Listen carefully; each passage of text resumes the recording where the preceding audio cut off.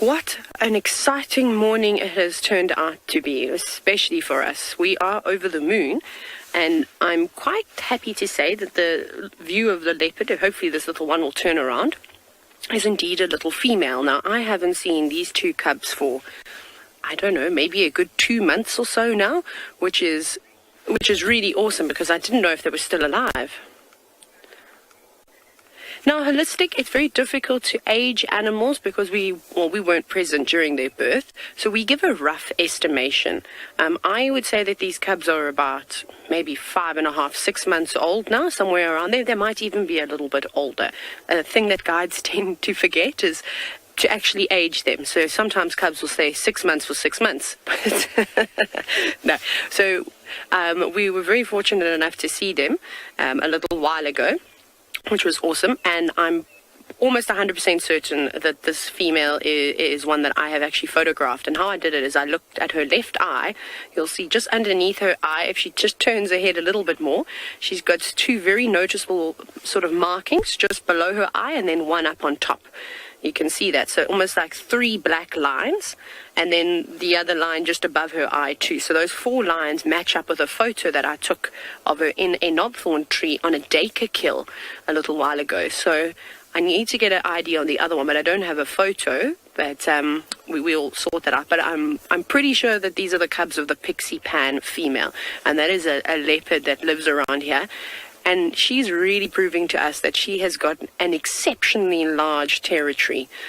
She's moved all over, because the last time that I personally saw these cubs and her mom, they were a good couple of kilometers away from here and nowhere near the eco-training camp at all.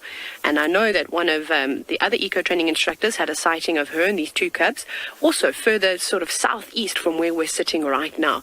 So it's awesome to see that she is moving around and that the cubs are still with her, because as I was saying at the beginning, the predator density on Pridelands is crazy. There are lots and lots of hyenas, and they were in camp tearing it up, trying to get into the kitchen as naughty hyenas do, and they're a big threat. And then of course the wild dogs that came booming on through too, so never mind the other leopards and the lions that are still around here. So it can be very, very stressful.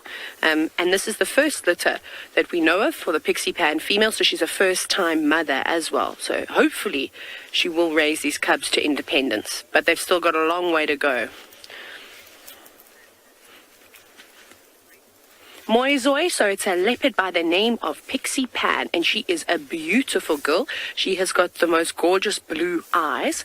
Now, yesterday morning, there were tracks of her leading these cubs away from this area, and then we had her footprints coming back in towards the camp.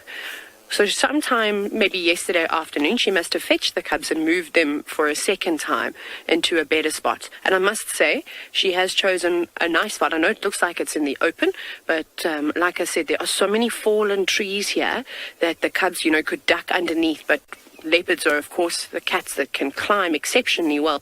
It would not be very difficult for these young ones, and I've seen them up in massive trees, to climb some of these smaller sort of fallen shrubs that Sebastian is going to show you now. And if they climb up on any of these branches, and there's a whole bunch more, but you can't see them, they're behind us, but bigger fallen trees, they'll be nice and safe, that the hyenas and the wild dogs that are in the vicinity wouldn't be able to get them. So Mom, maybe she's still out hunting. Last night it got so windy, which was perfect weather for hunting for leopards. But I'm so excited that I get to spend time, and I'm so happy to see that these little cubs are doing so well.